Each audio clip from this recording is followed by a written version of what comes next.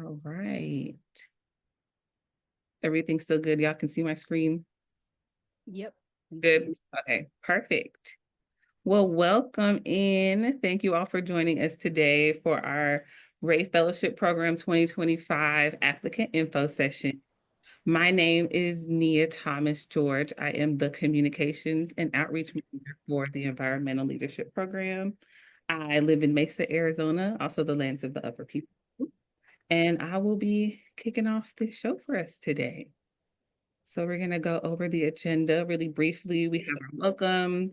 We will get into some staff introductions, go over some information about the program, as far as like fellowship responsibilities, eligibility requirements, all of that stuff, the application process information. We're going to share the Google Drive folder that all of this that you're seeing today and all the stuff we're talking about today will be in that. It'll also be sent to you in a follow-up email, like I said earlier. And then we'll have some time at the end for a Q&A session.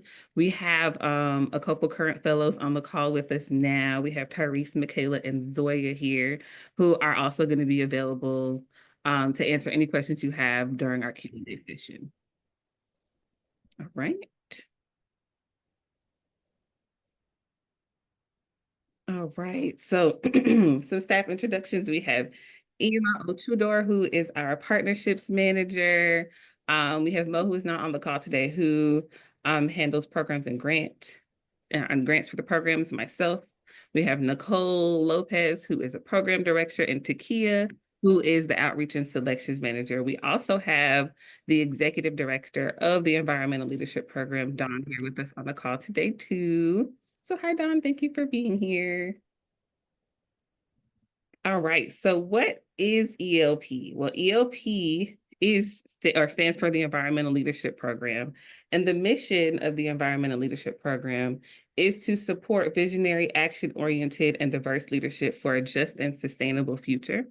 And in the Environmental Leadership Program, there are three programs, one of them being this one, the Ray Fellowship Program, as well as the National and Regional Fellowship Program, as well as the Doris Duke Conservation Scholars Alumni Network. And all of these programs have well over 2,000 senior fellows. And throughout your time in the program, you'll have opportunities for cross-programming that's happening in the form of retreats, meetups, mentorship opportunities. So you'll have, by being a part of the Ray Fellowship Program, you will have access to this very vast and dynamic network of people to just lean on, to gain insight from, to grow with, all of that. It's really cool, very dynamic, and you'll be meeting people who are in different stages. So each of our programs cater to different people at different stages of their career and different stages of their life. So as you know, the Ray Fellowship Program is geared toward the early career, recent college graduates. We have the DDCSP Alumni Network, which was founded for people who were still in school. And then our national and regional programs are those who are a little bit more seasoned in their career. They have graduated already, about mid-career level professionals. So who is Dr. Young?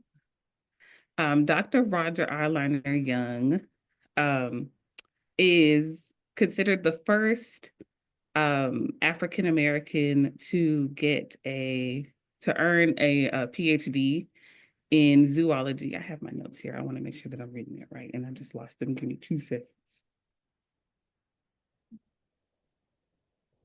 Yes, so she completed her PhD at the University of Pennsylvania in 1940 and went on to teach and conduct research at several universities, including many HBCUs.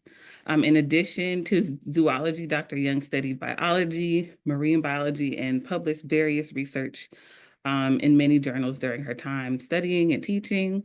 And in 2005, she was recognized in a congressional resolution on the significance of African American women in the United States scientific community. And so through this program and through the Ray Fellowship Program, we aim to honor her journey and the impact that she's had on the scientific community. And we know that creating equitable, engaging, inclusive work in this world is hard, and it requires all of us to engage authentically, respectfully, and thoughtfully. And so that's what we aim to do through our work in the program, through creating these pathways for you all to get your feet in the door in these environmental conservation and clean energy organizations. All right. So, how we started. So, about 11 years ago, Green 2.0 published a study called The State of Diversity in Environmental Organizations. And that report included gender and demographic data that highlighted the lack of diversity in environmental organizations. And so our initial founders were Ocean Conservancy, and they saw this disparity and saw what was missing in marine conservation specifically, and decided to do something about it by creating this program. So through all of this analysis and consideration, the Ray Fellowship Program was born in hopes of changing the face of marine conservation, and so that it reflects the world that we actually live in. Since then, the management of the program has been given to the Environmental Leadership Program, and then it has grown to cover much more than marine conservation. We now partner with organizations that protect a variety of wildlife, as well as focus on clean energy. So yeah, with that, the mission of the program has evolved to building an environmental future that fully represents and includes and is led by the diverse communities and perspectives of the world that we live in. So that is just a brief background of the RAY program and how we started. And I'm going to pass it over to Nicole. Yeah, thank you, Ima. Wow, what a story. I'm going to invite people to just like take a breath. I recognize that this is a lot of information and we're kind of moving through it, but it's because we want to give you space to ask questions and actually have conversations with our three fellows that are on here today. As Nia said, this information is going to be shared with you after the call. So don't feel like you have to retain all of this information, but just be here in community with us and have a conversation. I really appreciate hearing the story of how we started because it shapes who we are today.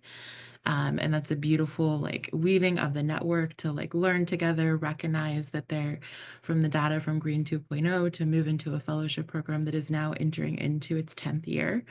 That's a celebration to like recognize that like there is work that is happening through story and connection. We're going to be graduating our 8th cohort this upcoming July, and to date have 85 plus fellows that are part of our program and the network. So that's a really cool thing about the program is when you enter into the program, you're actually connected to the other cohorts too. So you're weaving your network, building your connections, not only with the host organizations, but the amazing fellows that like make this program who we are today. We utilize ideal trainings for our supervisors for the programming because it's also about how do we support you and the host organizations. So host organizations go through ideal trainings, which stand for inclusion, diversity, equity, access, and liberation. And this is adapted from workshops from the Center of Excellence in Nonprofits. Just a little background on a little bit of story of how that came to be. And this is a diverse network of partners in the clean energy and conservation space. Our purpose is to build career pathways into the conservation and clean energy sector for historically excluded communities. We really want to aim to equip fellows with tools and support to grow and serve as leaders in the environmental field and promote inclusivity, cultural shifts, and environmental organization. So it's really kind of this layered path where you are all coming into these spaces as like natural leaders with your skills and knowledge. And so how do we make spaces for you all to connect with different organizations and fellows and make those pathways for you all to be supported in this network? And really that's around building pathways for your careers in conservation and clean energy sectors.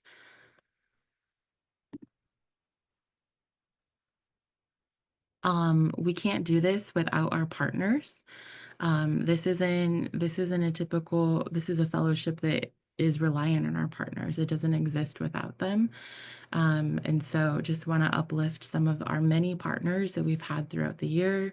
I'm not going to name them all, but just like a visual to see the different spaces that we're engaging with and have connections to for you all to see. And so let's talk about some of the benefits of being a Ray Fellow. This is an opportunity for a 2-year job placement. It's a full-time career opportunity for recent college graduates of historically excluded communities.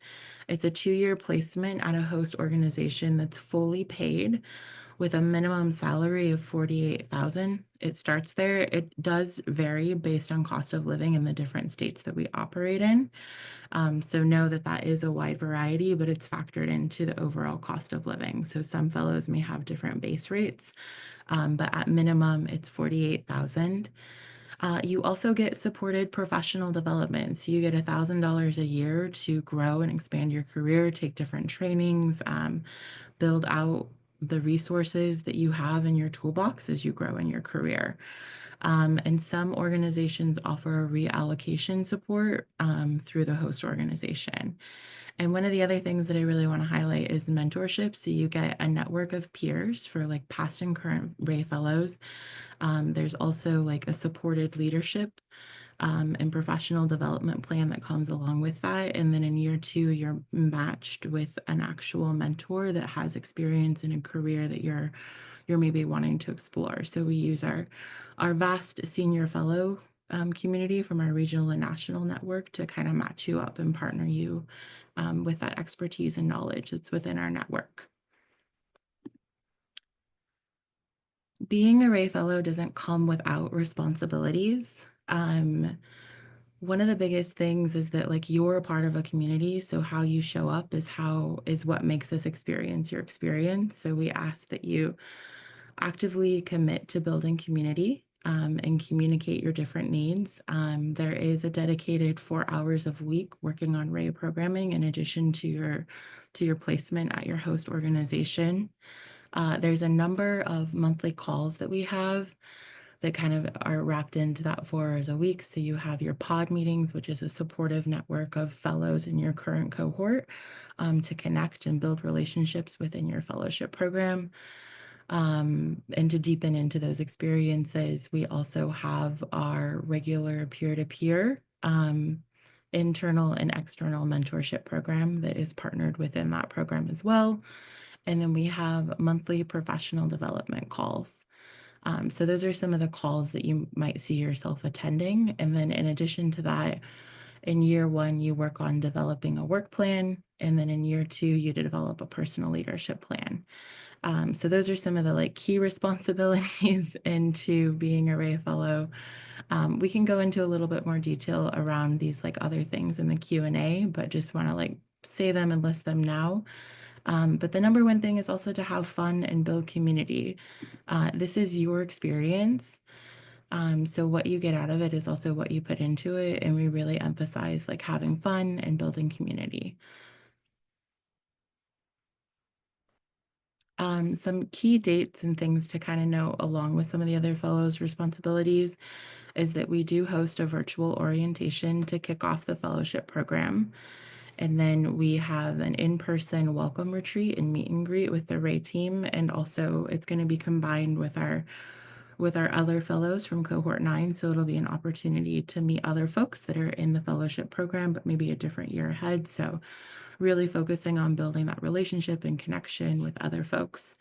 And then you'll have an in-person mid-fellowship retreat.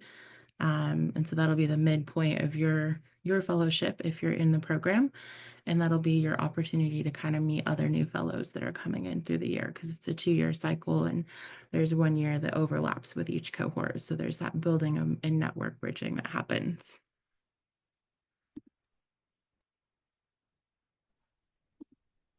And I am going to pass it over to Ima to talk about applicant eligibility. Thanks, Nicole.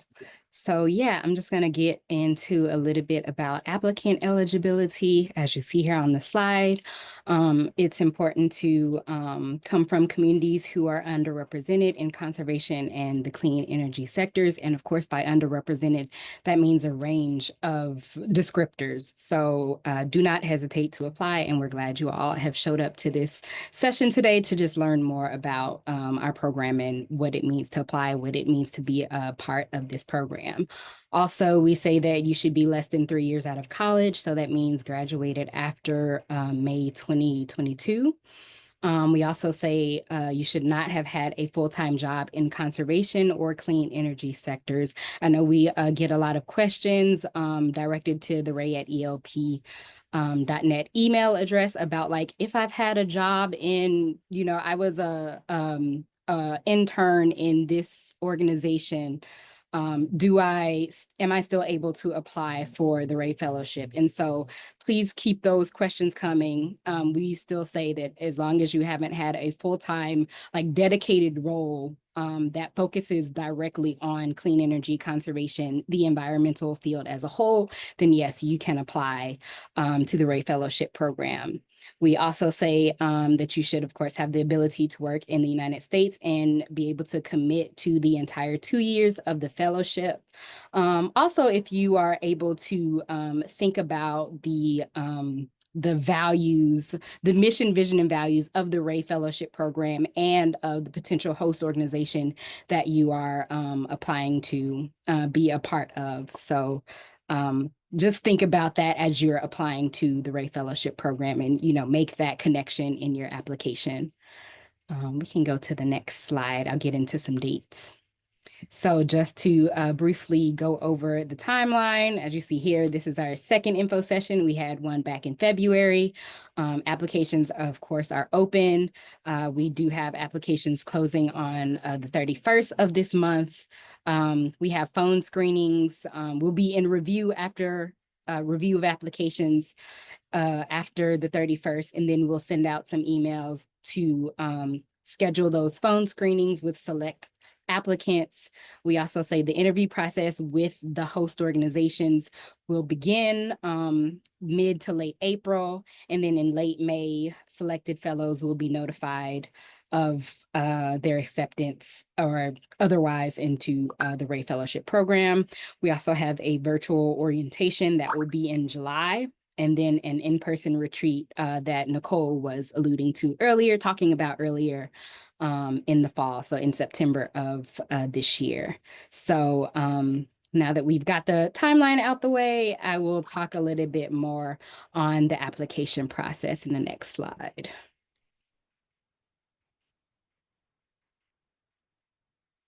Thank you, thank you. So just to share more about some behind the scenes information, applicants who are selected to move forward will receive an email indicating whether or not that they've been chosen by early April.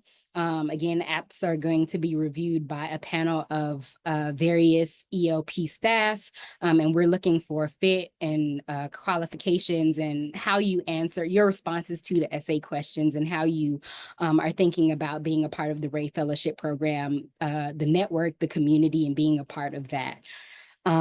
We also say that finalists will receive an email invite to a phone screening. Again, that'll be in early April. And after the phone screening, candidates will be forwarded along to, select candidates rather, will be forwarded along to the host organizations. Again, as you see on the slide, those screenings will be taking place from early April to mid-April, and then after which the finalists from those pools will be sent invites to interview with the host organizations. And those interviews will be taking place from the end of April to mid-May. For in general communications, like any future communications for selected candidates or not selected candidates, all of the updates will be sent based on where you're at in the process. So just be sure to check your email regularly, check your spam folders, even like you can put some notifications in your phone. Just, reach out to us if there are any questions that you all have about the process for sure. We can also go to the next slide to find out a little bit more about the application process. Thank you, Nia. So to apply for the Ray Fellowship Program, I'm sure you all already know, but just to reiterate, Y'all have to complete the online application form on our website. You go to the tab that says apply, and the application materials that are needed to apply are the complete the application form and then submit your essay questions. So we have a couple of essay questions that are just seeking to get at how you're thinking about like being a part of the Ray Fellowship Program, and how you're thinking about community, how you're thinking about sustainability, conservation, the environment, clean energy, so on and so forth, as it relates to the environmental field as a whole. So yes, we're looking at those responses. We're saying that you can one of the questions, you can submit an audio recording, you can do a collage, a podcast, a poem, artwork. You can, however, whichever medium speaks to you to answer that question. Again, the questions are on our apply page on the website. You can reply answer the question in the way that feels the best for you, that speaks to how you're thinking about that question. We also say that you need a proof of a bachelor's degree by the start of the program. So you must finish up your degree by June of 2025. If there are questions about that, we can talk about those on a case-by-case basis. Just reach out to us, of course, at the rate at elpnet.org email. Also, we say send in your resume and send in, again, the essay responses that I was talking about earlier. We're here to support, so definitely reach out to us with any questions that you might have. And I'll talk about some tips. Yes, thank you. So again, just some tips and tricks for your application. Definitely be yourself in your application. Show your authentic self. Show your voice, your lived experience, and your perspective. They're all valuable, and we want to know more about who you are as a person and why you want to apply to the Ray Fellowship Program. So definitely share that with us. Be clear, be direct, speak with confidence, speak with purpose in your application. We just like to hear and see just those strong feelings and strong I don't know the word, just moments and pieces of being authentic. So yes, please do that. Definitely make note of how you are connecting your values to this opportunity. Proofread everything, because yes, typos happen. We don't want them to happen, but they often do. So proofread however many times you can. I know I still have to do that for emails that I send. I have to run it by folks like, oh yeah, that was incorrect, but that happens. So proofread where you can. You're not going to get super penalized, but it's important to go over your last draft with a bit of a fine-tooth comb to see if there are any pieces that may be a little unclear, don't make sense, or again have some typos.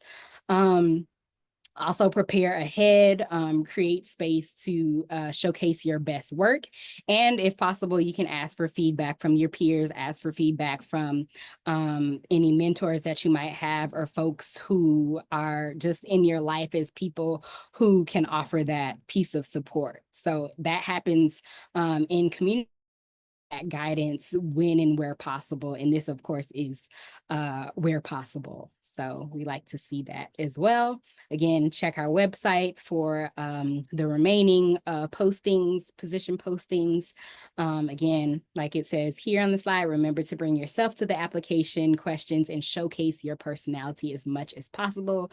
Visit the FAQ page for any questions that you might have. And if any of the questions aren't answered on the FAQ page, please definitely reach out to us. Yes, and we can go to the next slide, which I believe is an information share. And I'm not sure if there are questions in the chat. I can open those up. I've been watching questions in the chat, Ema, so you're good. Just answering them as they come up. Thank you, Nicole. So yeah, as I mentioned earlier, there's a Google Drive folder that has all of the information. This is it right here. If you lose it, that's fine. I will be sending a follow-up email. And yeah, the And that information goes- shared, Nia just posted in the chat the links to all of the information that we just shared.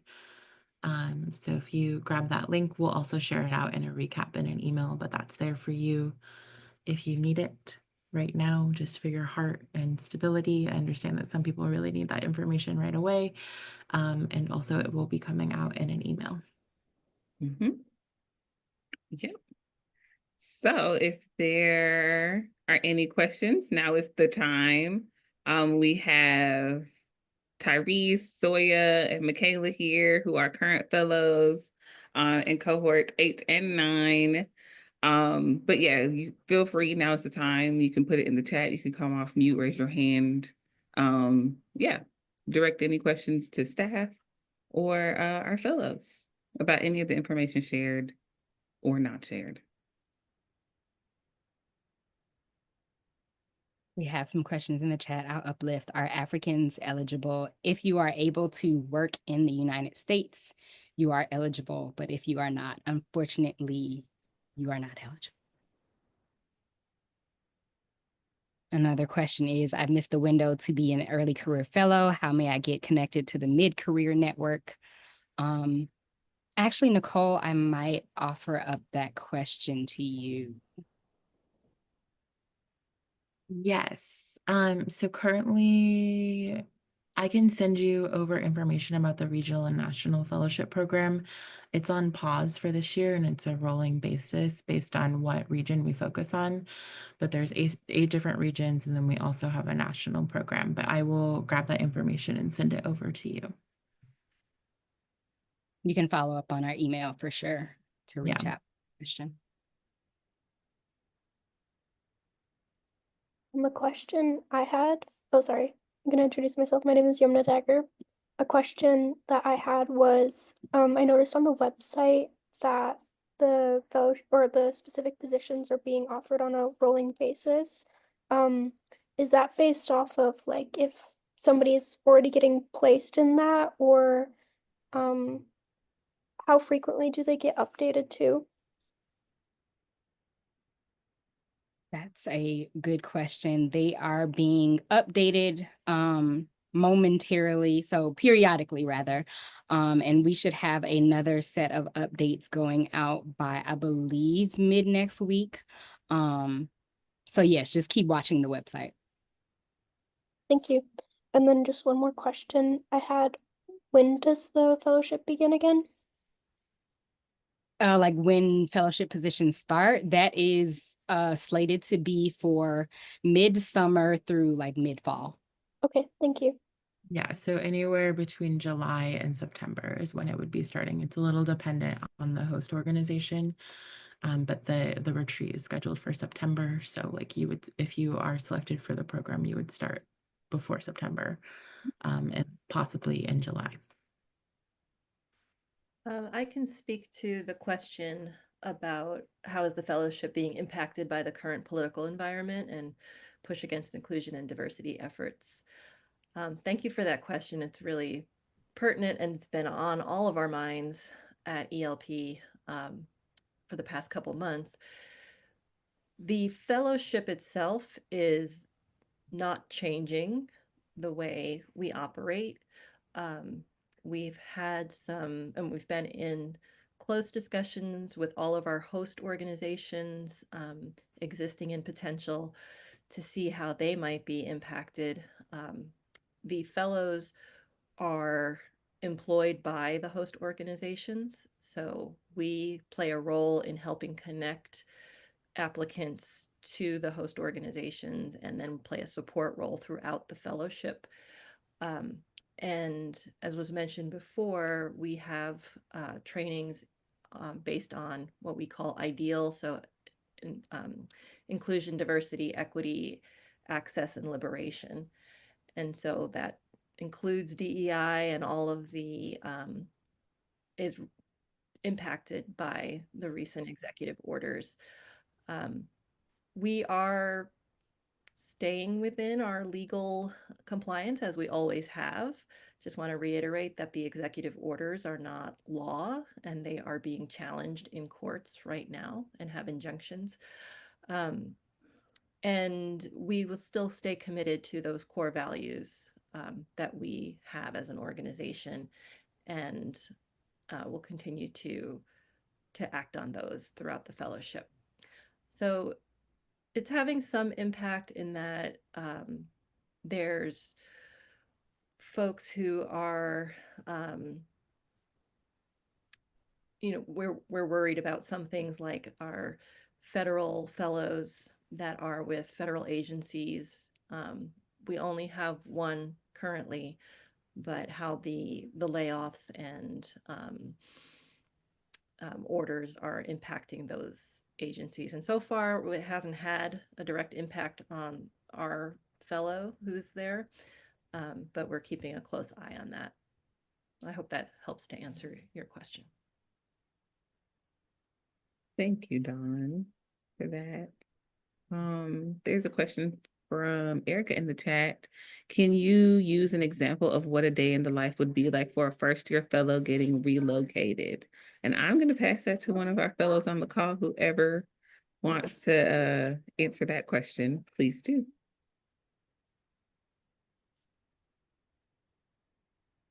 I can speak to some of my experiences getting relocated.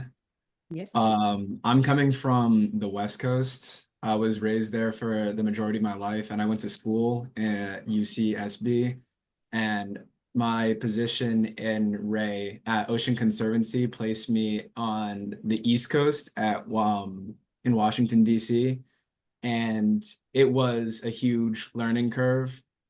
Being relocated all the way to the other side of the country was a bit of a change, but I was helped through a very helpful stipend that allowed me to relocate. It was also a lot of people that I got put in connection with on the way over here. There's other Ray fellows that are also based in this area that made relocation significantly easier. My experiences with the Ray Fellowship have also been extremely amazing. There have been times, I'm looking at Nadia's questions too, with the highs and lows, with the current administration that made it very difficult to come to work and be as optimistic, but I have felt very supported within my role, which is a very good thing. And I'll just keep going since I have the mic right now before I pass it on. It's benefited me in a lot of experience ways, a lot of networking on the Hill. I'm currently in government relations, so I've had the opportunity to go to Capitol Hill and talk to a lot of different Senate and House offices. I've had the opportunity to go to a lot of networking and professional events as a result. Really building out my portfolio, and there's a lot of current projects that I'm working on.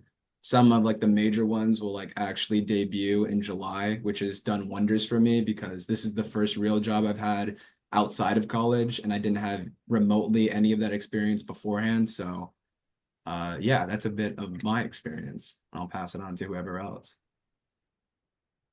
Thank you, Tyrese. Yeah, I'm happy to piggyback off of that and share a few of my experiences. I'm Michaela Marquez. I'm a field investigations and outreach fellow at San Francisco Baykeeper, part of the cohort 9 group. And one of the projects that I'm working on right now that I'm really enjoying has been a community engagement program, which is working with communities that have been historically marginalized and kind of providing educational resources, setting up community meetings with the EPA and local community groups to educate them about toxic sites and what the EPA is doing to kind of better those sites. So that's been really great. I've also had the opportunity to use my Spanish skills, which has been lovely. Yeah, and other than that, I think a day in the life kind of varies from what your organization kind of specializes in. I go between office work and field work. Some days I'm on a boat, some days I'm flying a drone. And again, other days I'm working with community partners, which has been great. I'm really loving the diversity, and I've definitely had a wonderful opportunity to network with other fellows in the Bay Area as well as on the East Coast. Thank you, Michaela.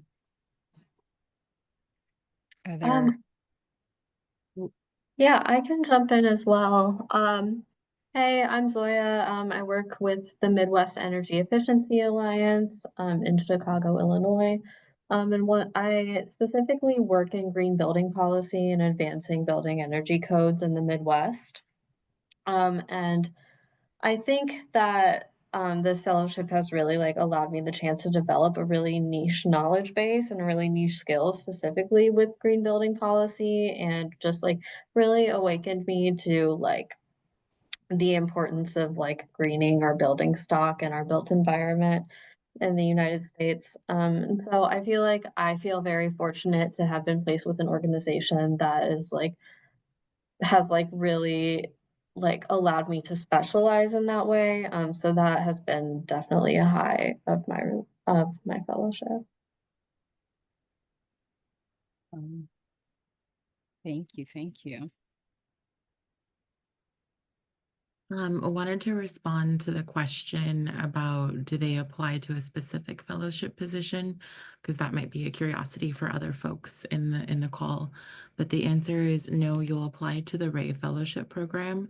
And if you're selected for the phone screen, ELP will reach out to you and ask you to select your top position so that we start matching you with potential interviews.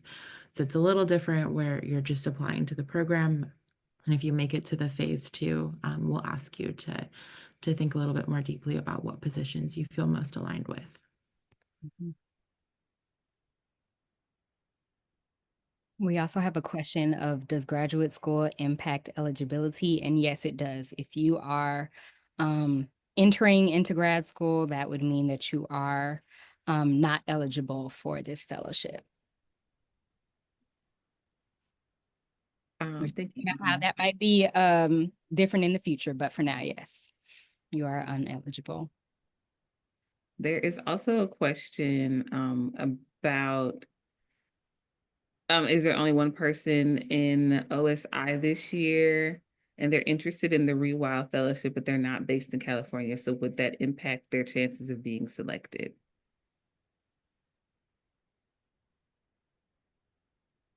Oh, that's the question from Nadia. Yes.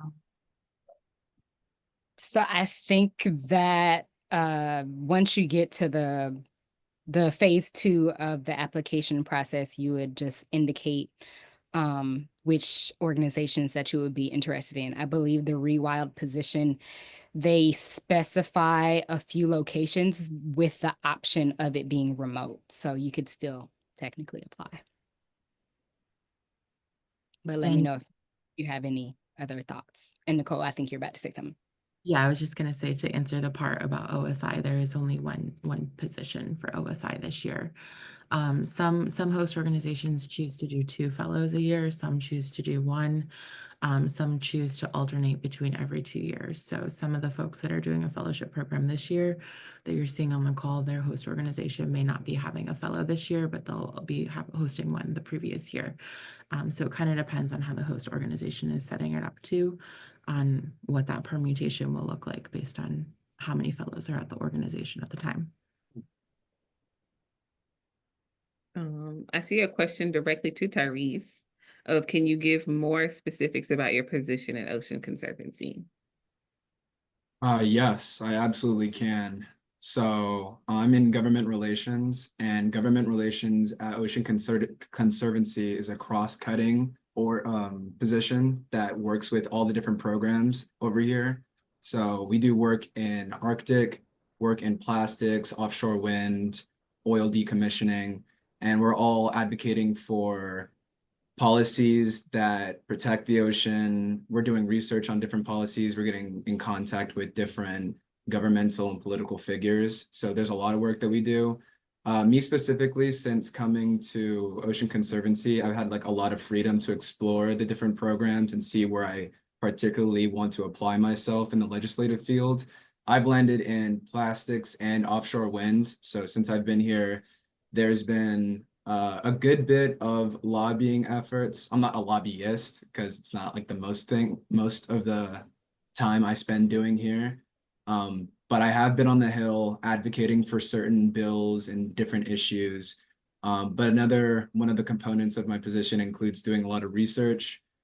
I've done research, especially recently with a lot of the administration changes, as to what districts are using IRA funding and what ports are reliant on those funding. So tracking all of that money to see which different offices we can apply ourselves to and focus our outreach in a way that's much more beneficial towards our time.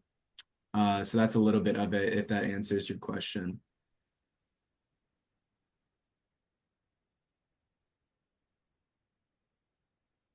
See, I think there was a question just for clarity's sake about graduate school eligibility. And so there's like a couple of them. What if you're currently in graduate school? I am also interested in the OSI position. And can you clarify the response about graduate school eligibility? If you have completed classwork but not field requirements for completion of the program, are you eligible to apply? And so, yeah, like Dawn says, unfortunately, Ray Fellowship positions are for individuals who have not yet gone to graduate school. You can reach out to us if you feel that there's like a little bit of clarifying that you want to do at the ray@elpnet.org email address. But yes, if you have started grad school, if you're in classes, if you're not in field work, but if you have just gone to grad school, you are ineligible, whichever the word is, for the Ray Fellowship Program. Awesome. I think we covered most of these questions. We did have another fellow on the call. I don't know if she's still here, but I was going to give Miriam the space if she wanted to speak about her experience at AC Hi, Trip. yeah, I'm here. There you What are. was the prompt for the fellows? I'm sorry. Just like a day in the life, what it's like to be in your position, like highs and lows, what projects you're working on, and if you relocated, how was that transition? Yeah, okay. Well, hi everyone. My name is Mariam, and I work with the American Council for an Energy Efficient Economy. So I work with the federal policy team, and I'm currently leading or representing our org in a coalition that's trying to expand the implementation of sustainable infrastructure. So basically infrastructure that will reduce the heat absorption in cities and also mitigate flooding in the most vulnerable communities. I would say I've had definitely like starting this job, there's a learning curve for me.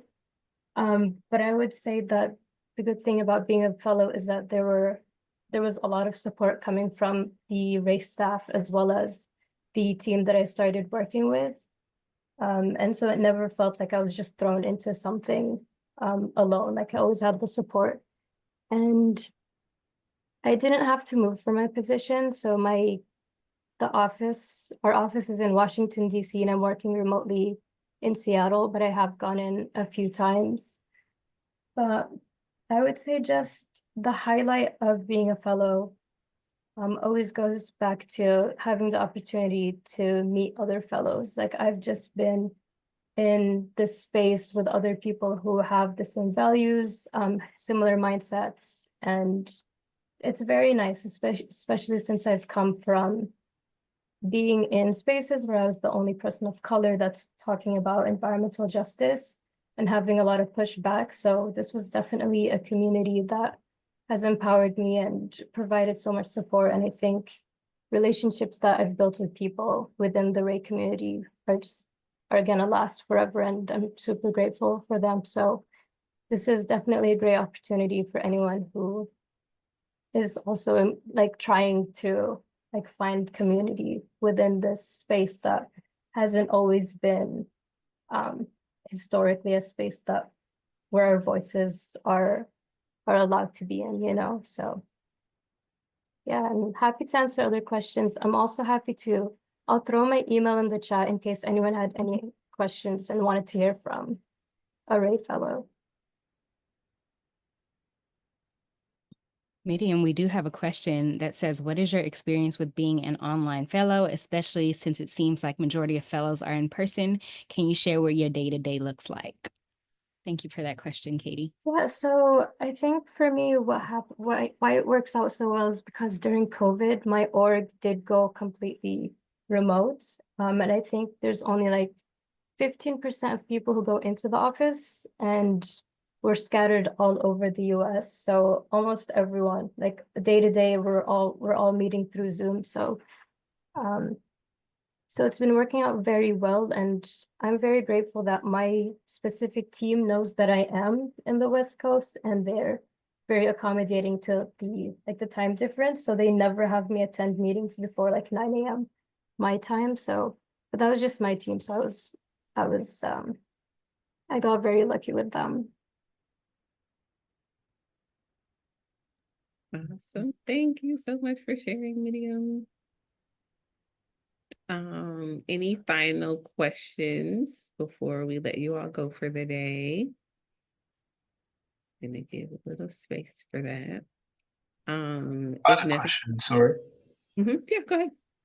If that's all right, two questions.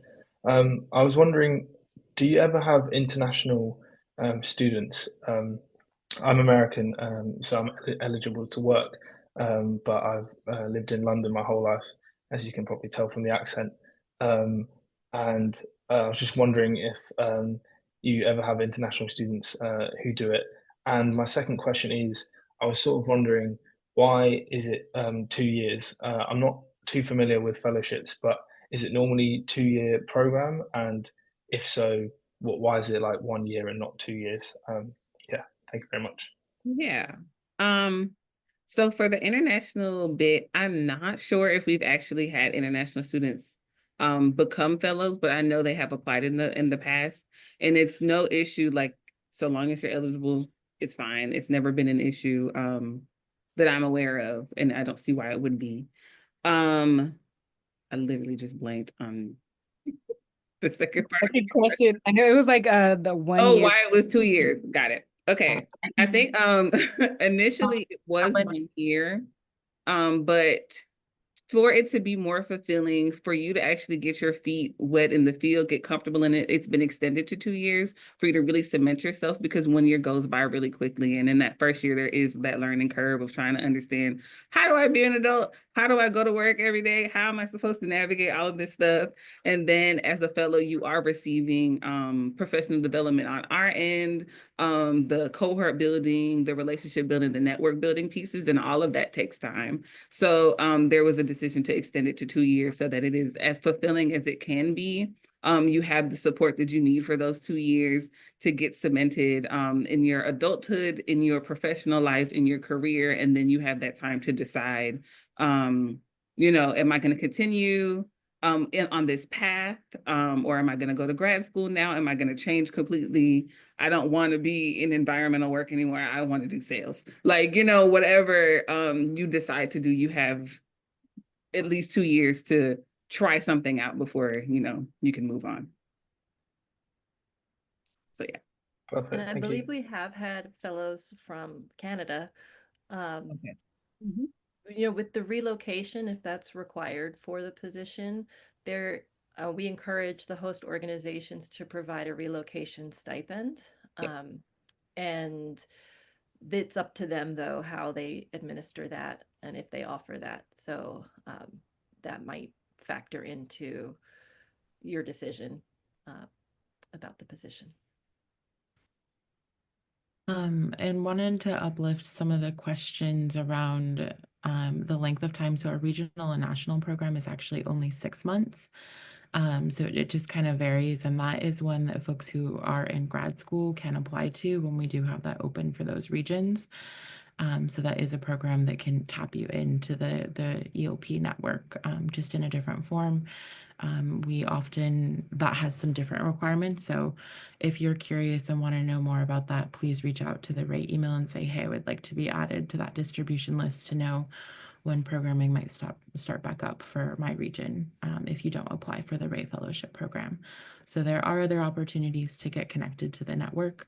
That program looks a little different, and I can share information about that in a different time, but it is a 6-month program and it has 3 retreats and it's regionally focused, and then you get connected to the national network in a different intentional way. So I'd like to add to the question about similar programs. One of the things that we do offer once folks apply is that even if you are not selected to move on in the process, we do share a list of opportunities and resources with you. So that's available as well.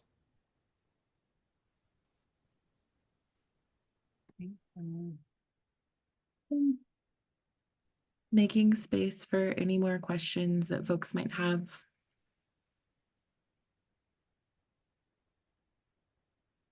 Feel free to come off mute or type it in the chat.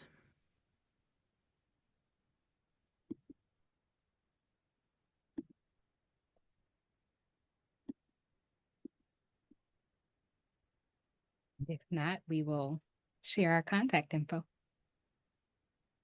Please follow us at the various links that you see here for our Facebook and our Instagram. Of course, you all likely already know about the website, and you can always email us at ray@elpnet.org.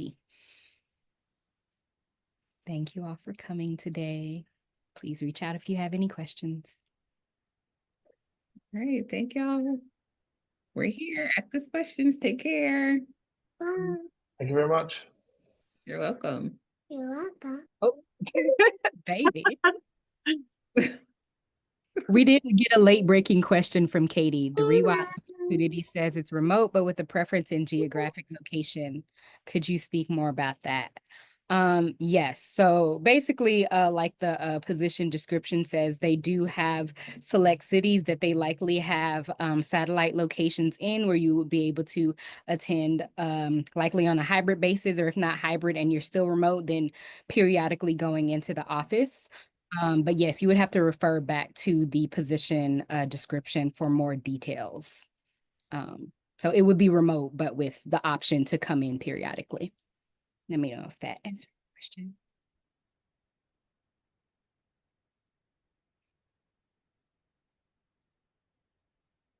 Awesome. Well, hang up. y'all take care. Thanks all. We have little ones on the call joining us too from our team. We welcome that. Thank you. You just gotta be a part of it. We'll hang on until like the last 5 minutes, but we'll be here. But thank you all. We appreciate your time. It was good to connect. The 6-month program is regional and national fellowships. Reach out to Ray at info if you want to be added to that distribution list. In the chat, I also pasted a link to the FAQ for that program. And I can paste it again. Awesome. Thanks, Nicole.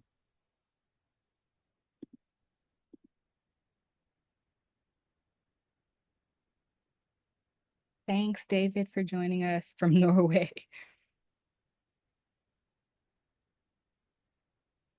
Very cool.